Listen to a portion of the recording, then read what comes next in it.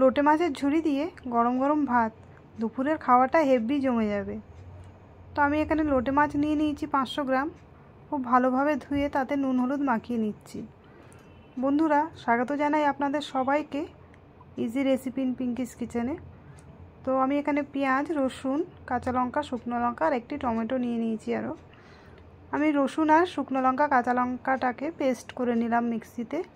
আর তেল গরম করে কালো জিরে, শুকনো লঙ্কা ফোড়ন দিয়ে পেঁয়াজ কুচিটা এর মধ্যে দিয়ে দিচ্ছি। পেঁয়াজটা একটু ভাজা ভাজা হবে, লালচে ভাব হলে তখন টমেটোটা এর মধ্যে দিয়ে দেবো। বন্ধুরা, ভিডিওটাকেও স্কিপ করবেন না, পুরোটাই দেখার অনুরোধ রইল। স্কিপ করলে অনেক কিছুই মিস করে যাবেন।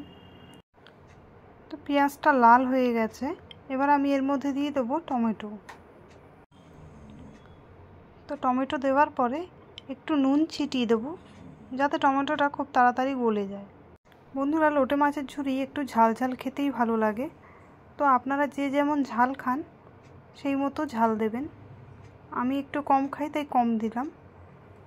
তো বন্ধুরা, টমেটোটা গলে গেছে এখানে। আর আমি দিয়ে দিচ্ছি এবার রসুন আর লঙ্কার পেস্টটা। তারপরে 1 চামচ নুন, হলুদ 1/2 চামচ আর কাশ্মীরি লঙ্কার গুঁড়ো ছোট্ট 1 চামচ আমি দিয়ে দিচ্ছি। আমি এখানে মশলাটার মধ্যে কোনো জল অ্যাড করিনি। রসুন আর লঙ্কাটা বাটতে আমার যেটুকুনি জল মিক্সিতে লেগেছিল সেটুকুই জল আছে, এছাড়া কোনো এক্সট্রা জল নেই। তো মশলাটা ভালো করে কষিয়ে নেব। আপনারা চাইলে একটু ঢেকে ঢেকেও মশলাটা কষাতে পারেন। আমি হাই ফ্লেমে রেখেই মশলাটা কষিয়ে নিয়েছি। তো মশলাটা খুব ভালোভাবে কষানো হয়ে গেছে, উপরে তেল বেরিয়ে এসছে। সেই মুহূর্তে আমি মাছগুলোকে দিয়ে দিচ্ছি এর মধ্যে। মাছ দিয়ে একটু ঢাকা দিয়ে দিলাম। দেখুন, মাছটা দেওয়ার পরে ঢাকা দিয়েছি আর এরপর নাড়াচাড়া করে আবার একটু ঢেকে দিলাম। মাছ থেকেই অনেকটা জল বেরোবে, এতে কোনো এক্সট্রা জল দেওয়ার একদমই প্রয়োজন নেই। তো এইভাবে নাড়াচাড়া করতে থাকবো আর ঢেকে ঢেকে রান্নাটা একটু করব। 1 থেকে 2 মিনিটের জন্য ঢেকে দেবো, আবার একটু ঢাকা খুলে নেড়ে চেড়ে দেবো। এইভাবে 4 থেকে 5 বার ঢাকা দিয়ে দিয়ে রান্নাটা করছি আর মাঝে মাঝে নাড়াচাড়া করে আবার ঢেকে দিচ্ছি। এই করতে করতে মাছের জলটা একদম শুকিয়ে গেছে আর মাছের উপরে তেলটা ভেসে উঠেছে। দেখুন, এইভাবে তেলটা যখন ভেসে উঠবে তখন কাঁটাগুলো নিজের থেকে বেরিয়ে আসবে। দেখুন, আমি এভাবে কাঁটাটাকে বেছে ফেলে দিচ্ছি খুন্তির সাহায্যে।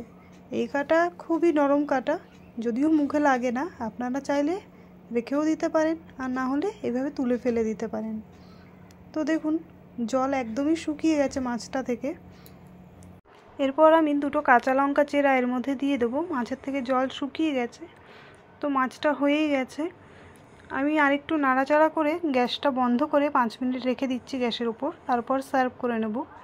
তো বন্ধুরা, যারা আমার চ্যানেলটিকে নতুন দেখছেন প্লিজ সাবস্ক্রাইব করে দেবেন। আর আমার রেসিপিগুলো আপনাদের কেমন লাগছে অবশ্যই কমেন্ট করে জানাবেন।